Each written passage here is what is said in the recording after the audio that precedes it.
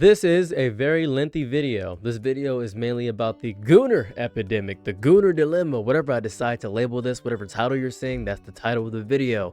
I did a bunch of different titles for the video to test things out. It is labeled in certain sections to make it easier for your viewing consumption, your appetites, however you want to phrase the dialect of which you speak. I'm going to be using 12th grade vocabulary in this entire video. Vocabulary that may confuse you or destroy your mental state. I will be sounding very poetic throughout the main course of the video, but do not let that deter you from the actual content of said video. You can keep me on the background if you would like, as this is a very long video, unless you just want to see me move around in front of this green screen here and see me drift through whatever background I decide to put through in the background. So, let's start what I want to talk about. The evolution of explicit material from this minuscule clandestine artifact to an ambient digital condition represents one of, if not the most unplanned, profound psychological experiments in human history. Its accessibility is no longer a question of effort or ingenuity. It is the default setting of the connected world. You can see belly button, you can see mammaries, you can see buttocks. It is very easy. It's the only thing that sells in this day.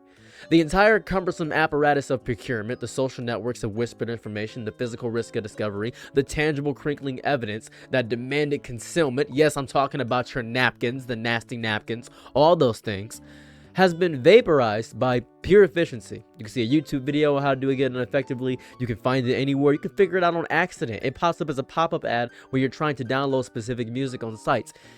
In its place stands an infinite curated repository, available through interfaces of such intuitive simplicity that they require no skill, no courage, and no significant planning to navigate. You can see any character you want, you can see their unmentionables, and it is very easy. Very, very easy.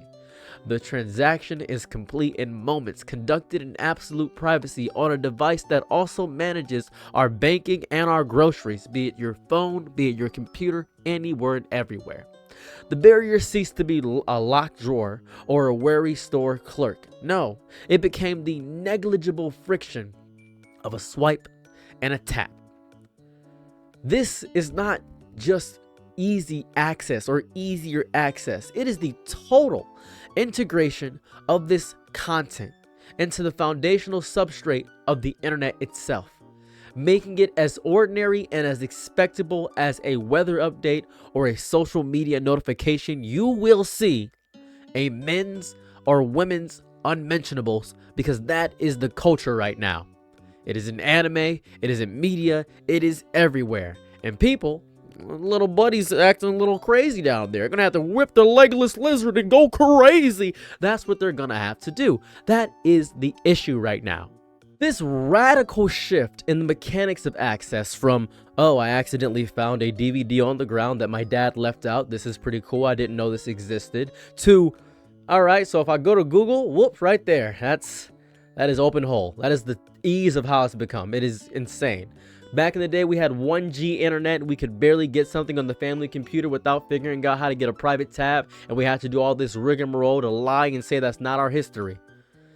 This access has precipitated a deep shift in the neurology of consumption and the sociology of development. It has ruined development for so many people. The previous model, for all its flaws, embedded the material within a framework of consequence. The quest itself to find this material, the whispered coordinates, oh, you gotta go to this side, you gotta go here, the vulnerable journey on a family computer in a common room, the ever-present threat of a footstep on the stair imposed a structure. It created a narrative around the act of viewing, one that involved time, anticipation, and a stark awareness of transgression. Tell you a form thing right here. This framework, however anxiety producing, served as a kind of crude cognitive container. It forced a pause, however brief, between impulse and fulfillment. That's what happened. The current model demolishes that container. This is the issue, right? I was hanging out with my friend one day. He said, hey, gonna go stroke my willy. Be right back in 20 minutes. He came back in 3. And I said, oh, you're done? He said, yep. I got it out of my system. And I came over his house one day, a few days after that, didn't know what he was doing. And by goodness, he just kept going as I entered the room. He said, hey, you can't in my room. This is my house. And he just did it. There was no shame. No shame. The content is not stumbled upon after a journey. It is delivered instantly and endlessly. There's a girl that you think is pretty enough. Oh, she's probably got no F. There's a guy who you think is attractive enough. He probably show you a picture of his willy. Wouldn't even matter. It's really easy. Really easy. It's instantly to a screen that is an extension of the self. The pause no longer exists. It evaporates. The narrative collapses into a direct and seamless loop of stimulus and response. For the developing mind, the young people, young ones, this presents a unique crisis of context. The material arrives stripped of the social and logistical signifiers that once, however imperfectly, signaled its separateness from ordinary life. Because in ordinary life, you don't just see it all the time. But now, it becomes background radiation. It has to exist. There has to be some perverse nastiness to our society. And I'm not trying to be a prude, promise you. I'm not trying to say we should get rid of it entirely. I'm saying there should be a pause. A pervasive normalized element of the digital environment encountered long before the individual possesses the emotional or cognitive architecture to process its constructed nature. That is what smut in its totality has become. The danger to me is not in the existence of the material. It's in the obliteration of the natural and social frictions that once governed its space in the human ecosystem. It's so bad. We have removed the lock without considering that the lock also taught us the shape and weight of the door. That's what it did. That's what happened. So I've got a few problems here. My first issue is the infiniteness of everything, the normalization of this accessibility. It's destroyed how intimacy works. I hate the dating app. The idea of a dating app is a horrible idea. When you make a dating app profile, you are not actually making yourself. You are making an ad for yourself. You're making an ad. You are a content creator at that point, only picking out the specific perfect parts of your life and putting them into a curated playlist to show everybody else. That is what a dating app is. It doesn't show any of the nuances, doesn't show anything, doesn't show how you speak, nothing. It shows nothing. Nothing at all. It is actively judging a book by its cover, the one lesson we are taught not to do when we were younger, and that was the worst thing ever. But because of this, we have the illusion of infinite choice. Hinge, Bumble, Plenty of Fish, Christian Mingle, Farmers Only, whatever you're using, I don't know, maybe you're using FetLife, I have no idea. Whatever it is, this entire intimacy and physical form have been destroyed. It's no longer a matter of mere commonality, but of emotional environmental saturation. It is bad. It is bad. To put it in simple terms, it is very, very bad. The same thing that happened to dating apps is the same thing that happened to smut content, anything of that variety. This nonsense. This is a potent, repetitive curriculum, one that the developing brain, particularly in its plastic formative stages, absorbs not as just this elective entertainment, but it becomes this foundational data. For all brains, it becomes foundational data. When the primary and most frequent educator on matters of sexuality and the human body is a medium dedicated to visual hyperbole and performative excess, the resulting internal framework is built from a lexicon of fiction. That's what happens. If you don't understand what I'm saying, I feel as though I'm using too big of a language here. I'm so sorry. I don't mean to insult your intelligence here. If you have so much of the bad stuff as normal, your brain will think that that's normal, right?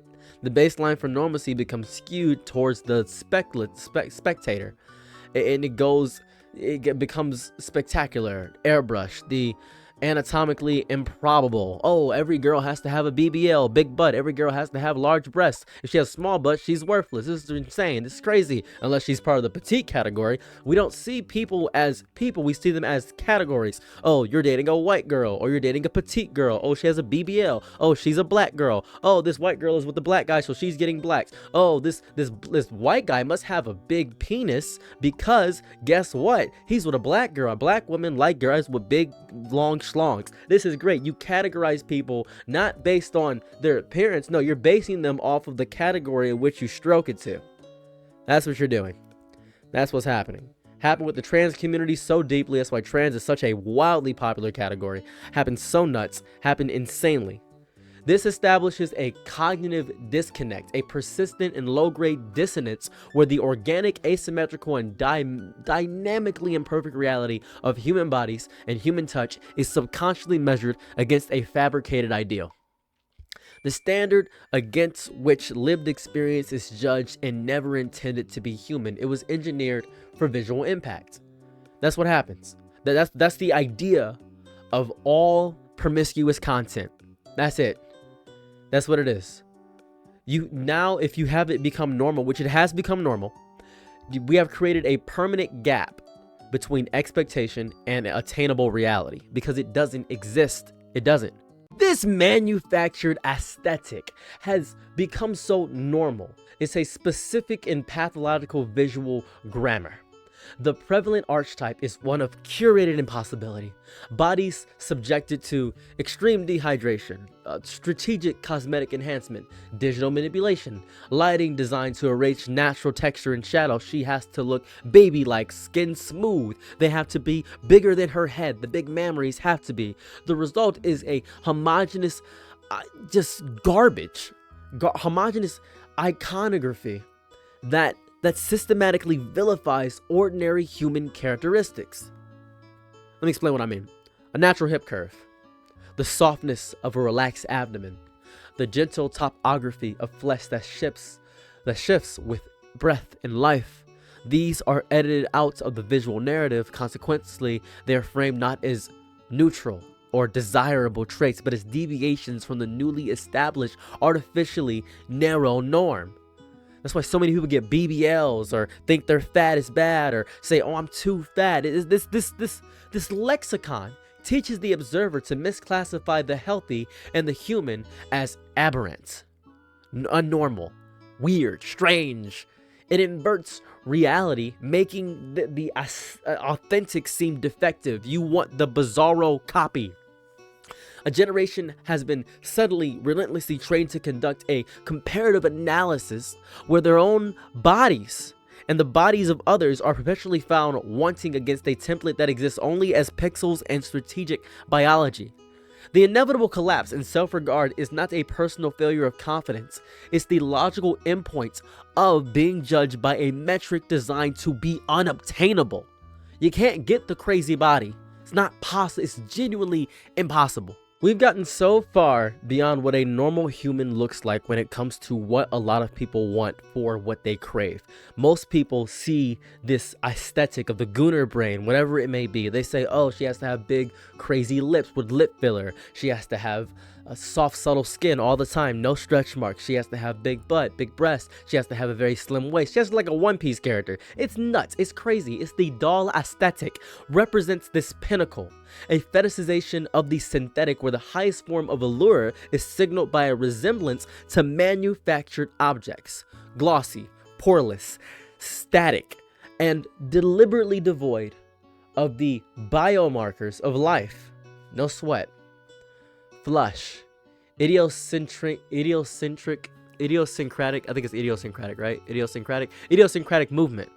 This ideal prioritizes the safety of the artifice over the vulnerable complexity of the organic.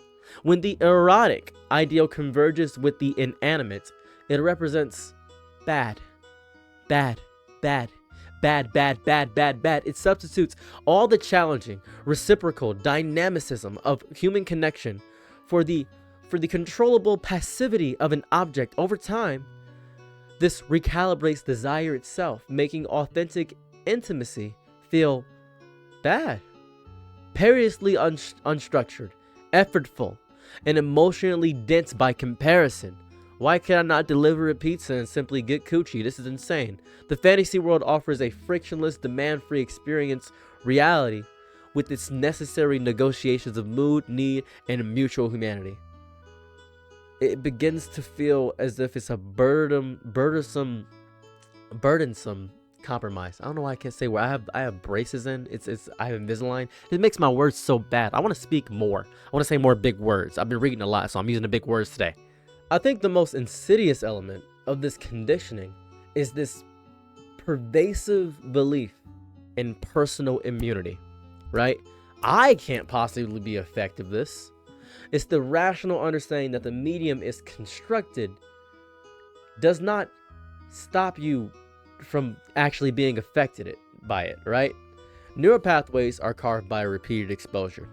That's how it works. It's not by intellectual disclaimer, by acknowledging that it exists so I know to avoid it. No, that's how propaganda works. The consumption of thousands of hours of highly stylized and mechanistic interaction cannot be without consequence.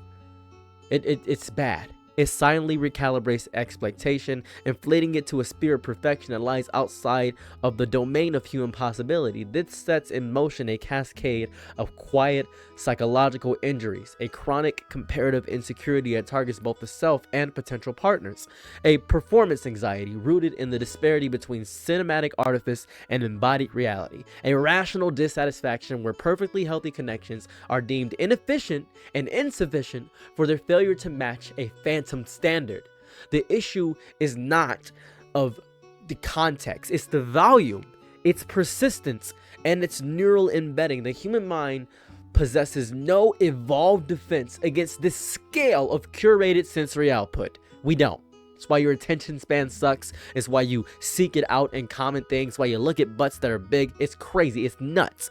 This result is a widespread, often unarticulated dissonance, a quiet drowning in a sea of ideals that were never meant to be inhibited, while the surface of daily life remains deceptively calm.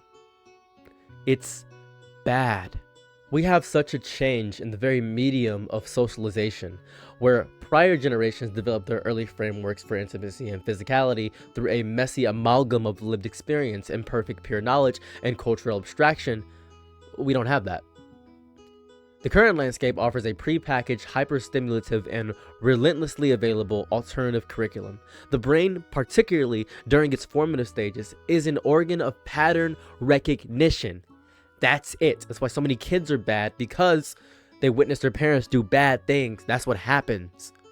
That's why. That's why you shouldn't beat your kids, by the way. It builds its models of normalcy from the data it is fed most consistently and vividly. When that data consists of bodies honed to genetic outlier status, enhanced by surgical and digital intervention, and presented under conditions of controlled theatrical lighting, the resulting neural blueprint is one of spectacular fiction. The baseline for expectation is calibrated not to the bell curve of human variation, but to the narrow engineered pinnacle of visual extremity. This is bad. I need you to understand it. I can say this in so many ways, in so many ways, in so many ways. This is horrifying, horrifyingly bad. My big issue, the biggest issue I've discovered, is the accelerating migration toward digital companionship. It is a rational, if devastating, economic and psychological adaptation to contemporary conditions. You see, real human connection operates on a complex economy of mutual investment, requiring the sustained expenditure of emotional labor, vulnerability, patience, and the acceptance of unpredictable returns. That's what happens. That's how you find a partner. Digital companionship, by contrast, offers a streamlined transactional model and converts affection and attention into a commodity with a fixed price point and a guaranteed scripted yield. That's why people fall in love with AI. Because they're falling in love with themselves. Everybody that's falling in love with AI is falling in love with them. It's Narcissus looking in the water. That is exactly what's happening, and falling in love with his own reflection and drowning because of it. It is exactly what it is. That's all it is. Because it is easy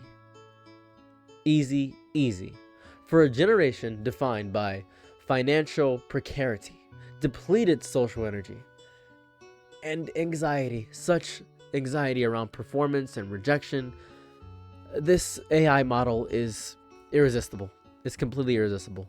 It substitutes all the exhausting, high stakes negotiation of a relationship because you can just purchase it. One taps the screen and receives a calibrated dose of validation without a peril of reciprocal need. That's it. That's it. This is not chosen out of a surplus of options, but selected from a deficit of resources. The convenience is not merely about time saved, it's about risk eliminated. It feels like safety because it is a controlled environment. It is not safety. It is the safety of a museum display. Everything is visible, nothing can be touched, and nothing is required of the observer but their presence and their ticket. It is intimacy stripped of all its biology, its friction, and its transformative potential. It is relational sedation, and it is horrifyingly prevalent. This preference is underwritten by the promise of total predictability. The digital framework is engineered to eliminate the human variable. There are no moods, no inconvenient boundaries, no needs that compete with your own. The interaction exists to conform to the user's desires, not to exist as an independent entity with its own sovereign consciousness. You curate the experience as you would a playlist. You select tone, duration, intensity. The power dynamics are absolute and one-sided. You can initiate, pause, or terminate the connection without consequence, and you can repeat it over and over again. The conditions are yours to make. It's bad. The chaotic, demanding, and glorious, uncertain process of relating to another autonomous human begins to feel very inefficient, even unreasonable. Why tolerate the wild honesty of a person with their whole interior world when you can purchase a flawless simulation of agreement? Why not talk to AI? The illusion becomes preferable because it is reliable. It reinforces the user as the central controlling authority and a narrative of companionship, a role fundamentally incompatible with genuine partnerships. Because there has to be compromise in genuine partnerships, but not with AI. I cannot say with 100% certainty that this is a crisis of convenience. However, if you do that, you are mistaking a symptom for the disease, which so many people do. The phenomenon is deeply rooted in and actively reinforces, and this is gonna sound so annoying for men, patriarchal socialization.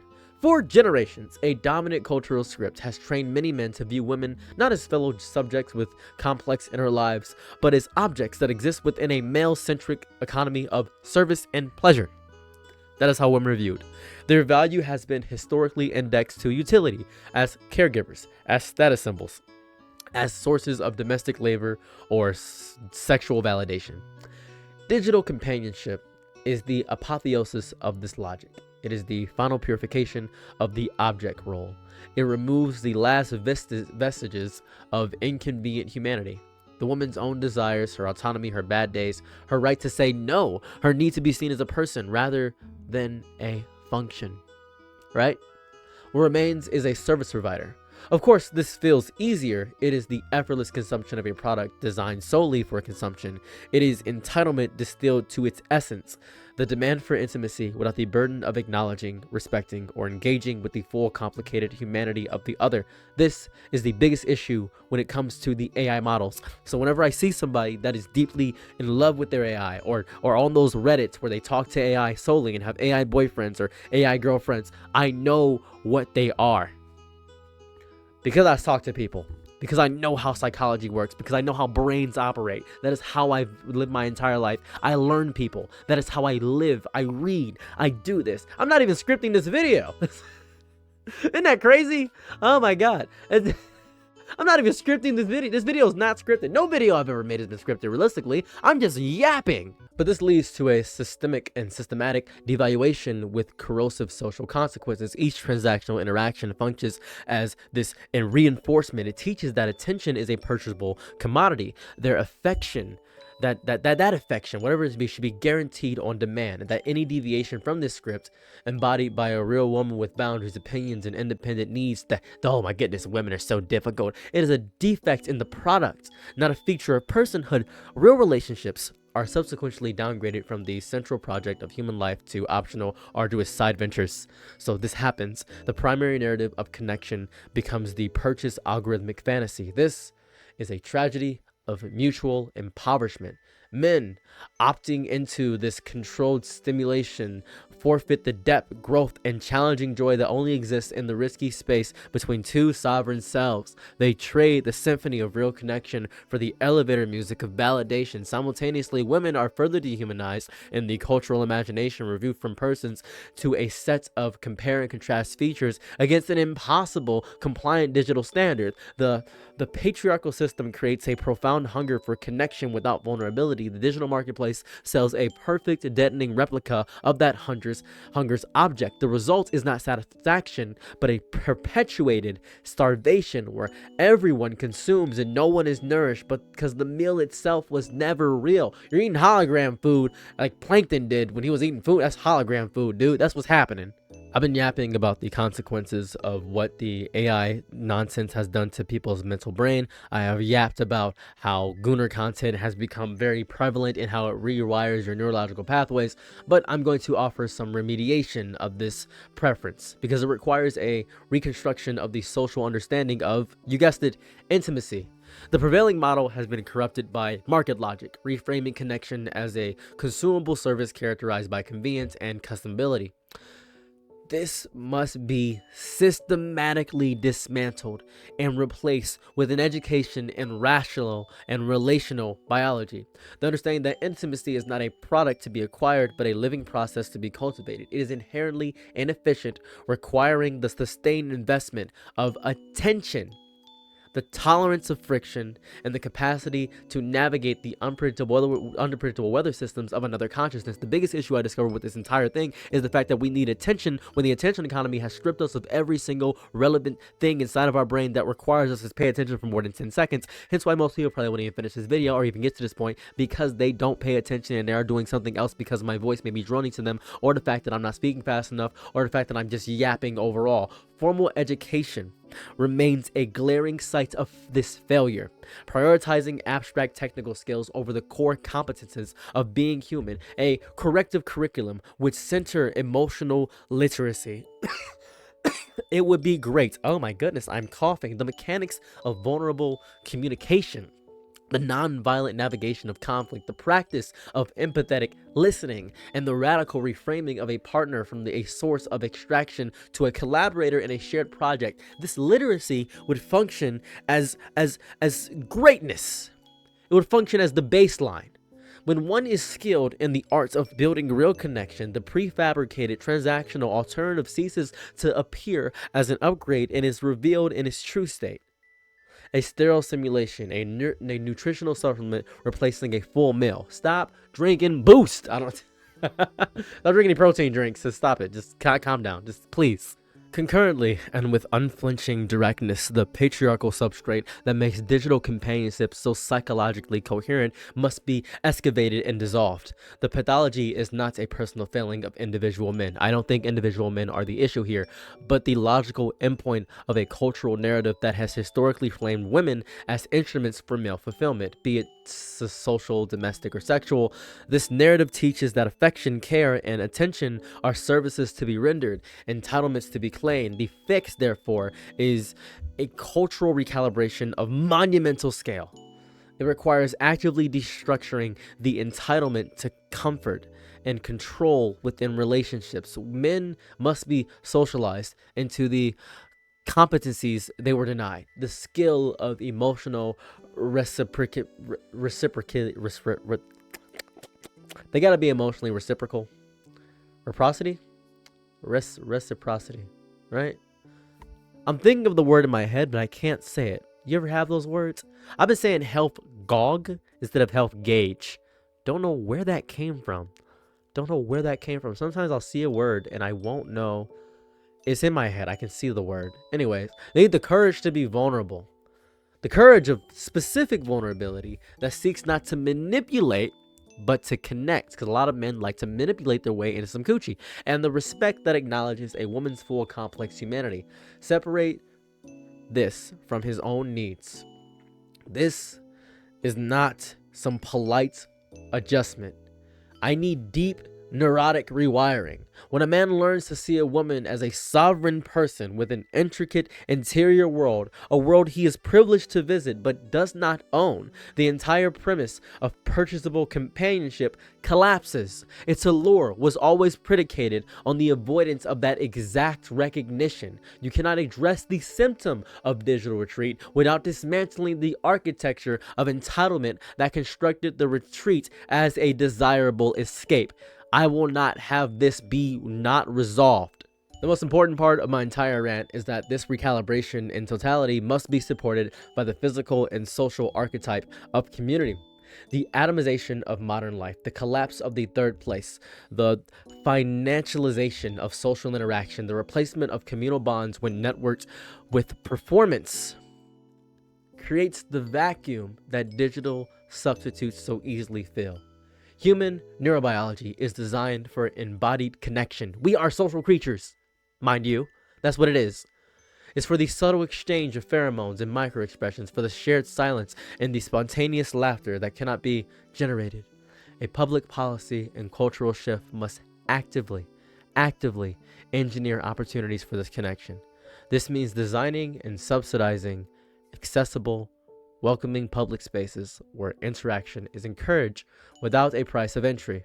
It means fostering communities from workplaces to neighborhoods that value presence, mutual aid, off-screen engagement.